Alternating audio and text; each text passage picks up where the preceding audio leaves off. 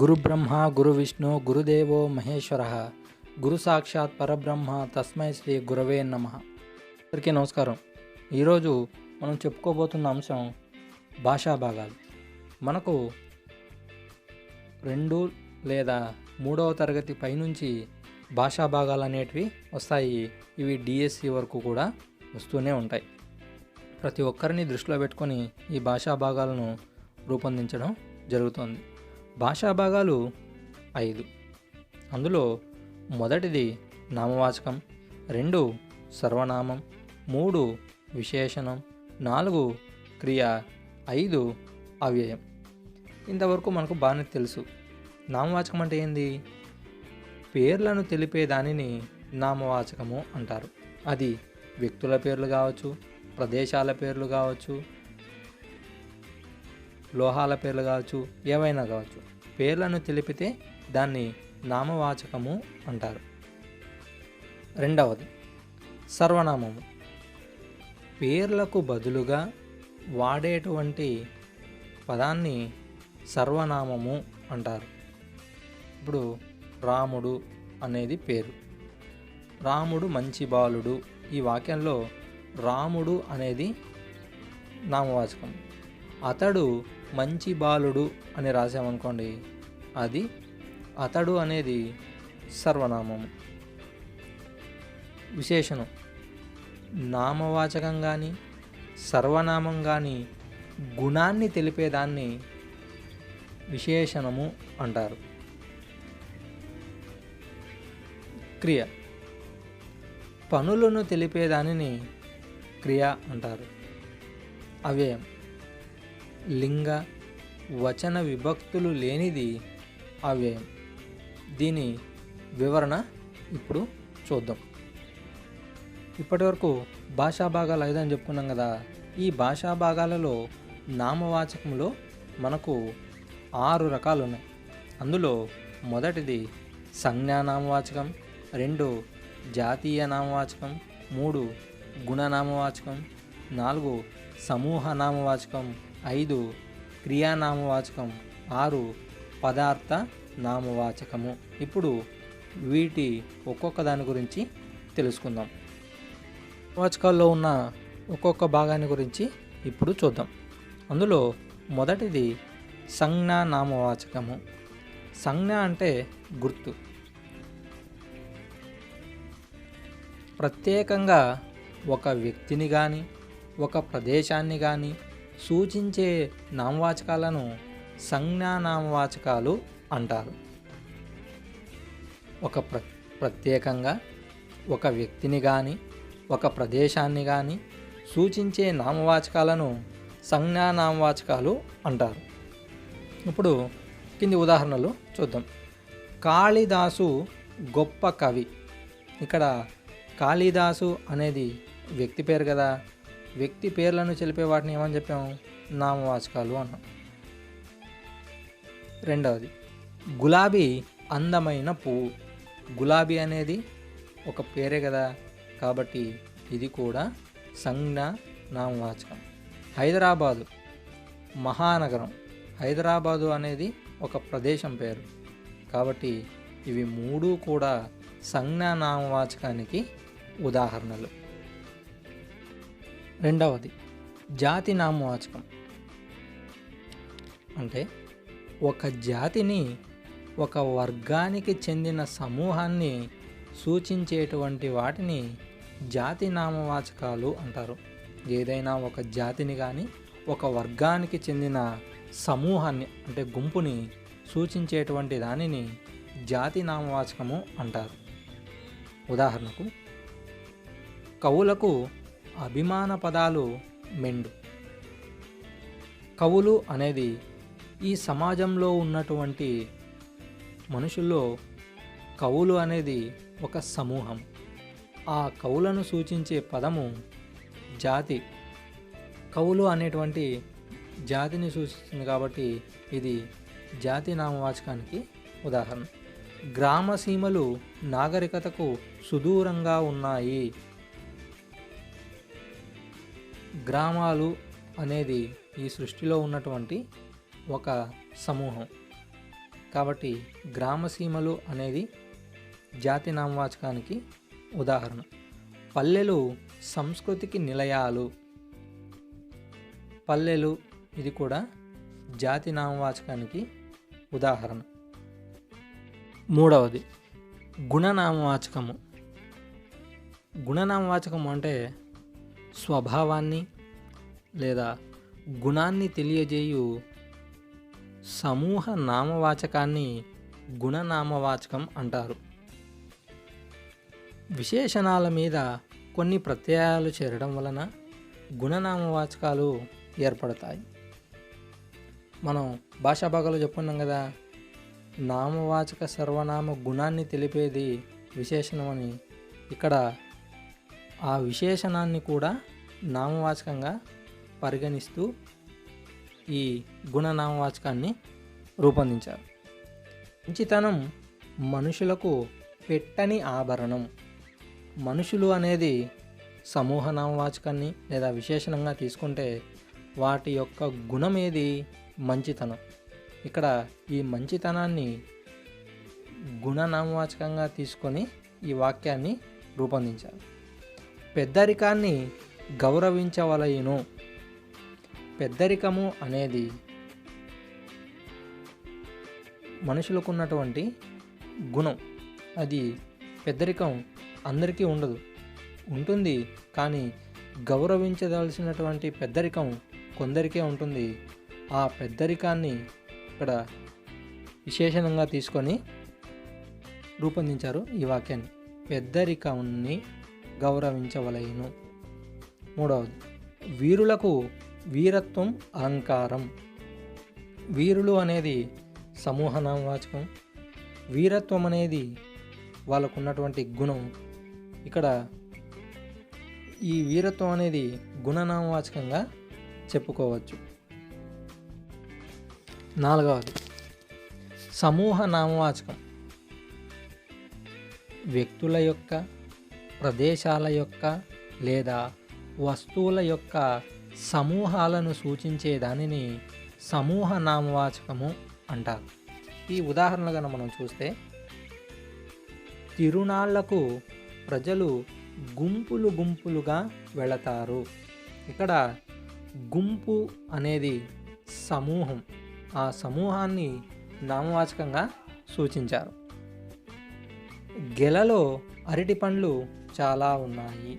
గెల అనేది కూడా ఆ పండ్ల యొక్క సమూహం. తాండాలో ప్రజలు ఉంటారు. తాండా అనేది ఒక సమూహం.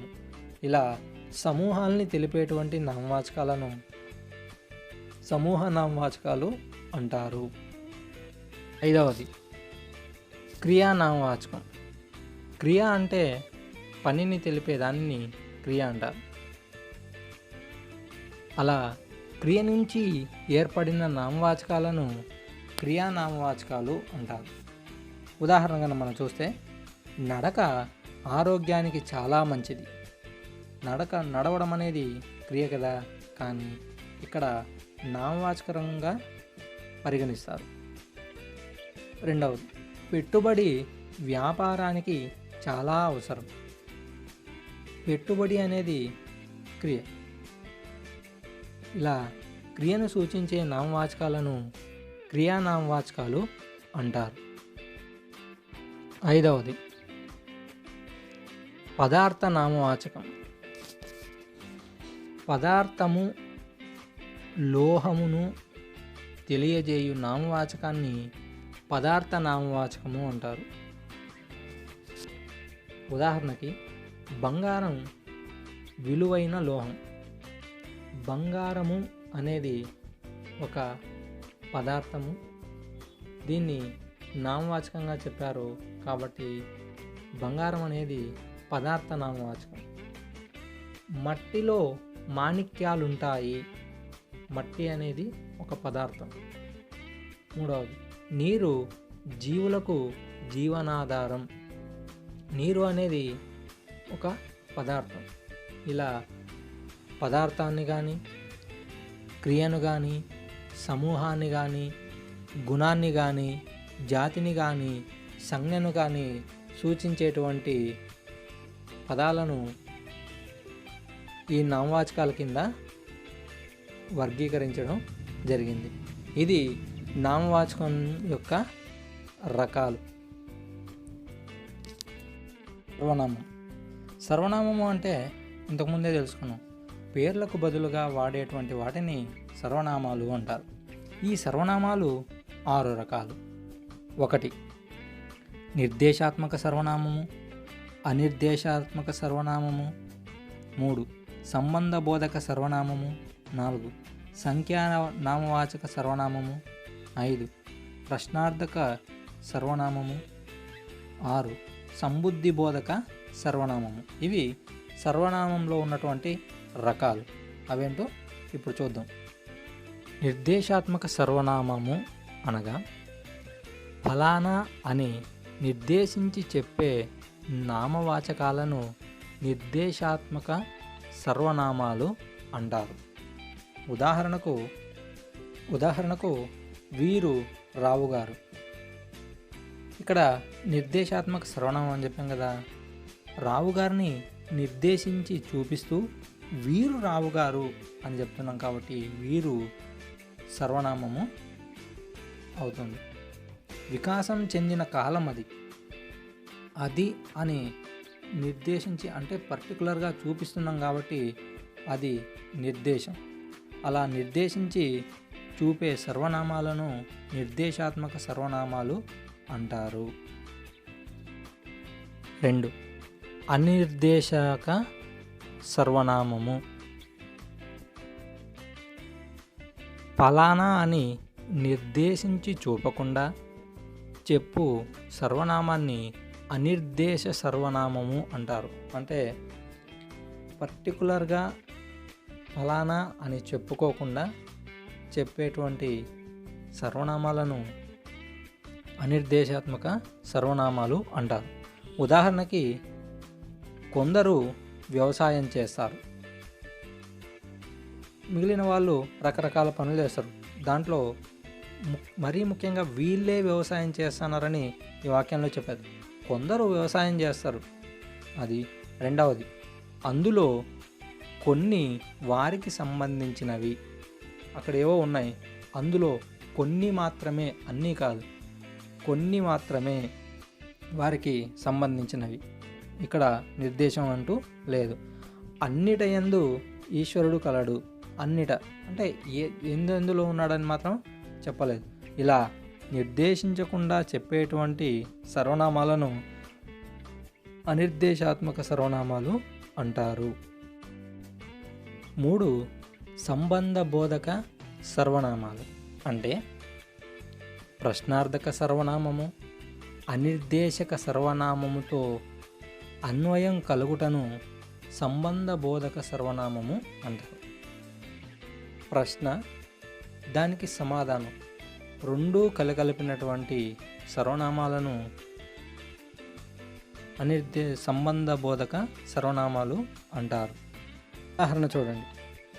ఎవరు చేసిన కర్మ వారు అనుభవింతురు. అంటే ఎవరైనా తప్పు చేస్తే అది వారే అనుభవింతురు. ప్రశ్న ఇక్కడ ఎవరు, దానికి సమాధానం వారు. ఇలా ప్రశ్న సమాధానం రెండూ ఒక వాక్యంలో ఉంటే దానిని సంబంధ బోధక సర్వనామాలుగా పరిగణిస్తారు. 2వ ఉదాహరణ. మంచి ఎక్కడ ఉంటుందో మానవత్వం అక్కడే ఉంటుంది. ఇక్కడ ఎక్కడ, దానికి సమాధానం అక్కడ. ఇలా ప్రశ్న సమాధానం సర్వనామాలుగా సంబంధ సర్వనామాలుగా ఉంటే దానిని సంబంధ బోధక సర్వనామము అంటారు. సంఖ్యావాచకము సర్వనామముగా ప్రయుక్తమైతే దానిని సంఖ్యావాచక సర్వనామము అంటారు. దీనికి ఉదాహరణలు చూద్దాం. ఉదాహరణలు. నలుగురు కూర్చుని నవ్వే వేళ నా పేరొక పరి తలవండి. నలుగురు అనేది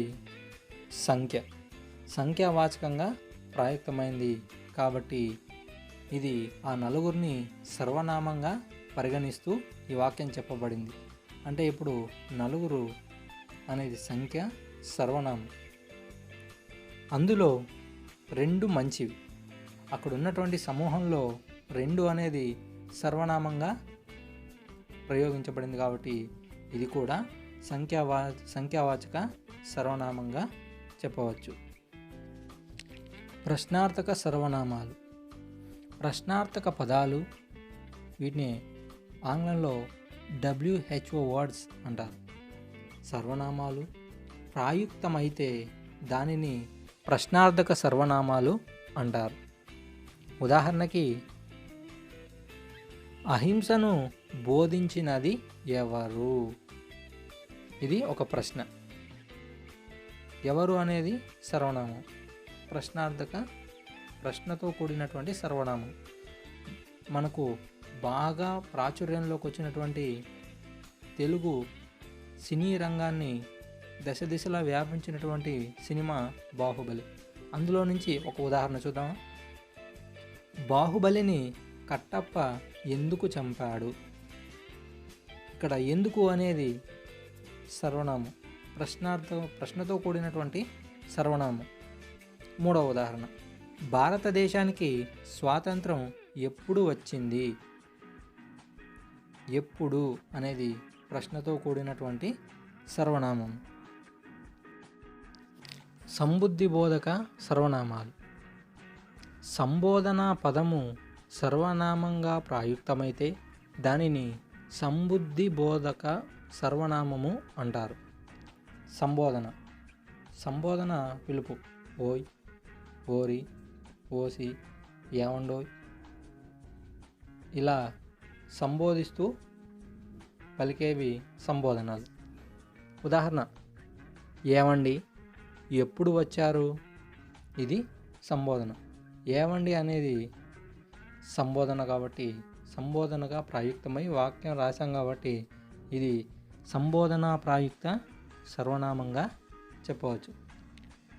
ఇవి భాషా భాగాలలో 2 గురించి ఈరోజు తెలుసుకున్నాం కదా.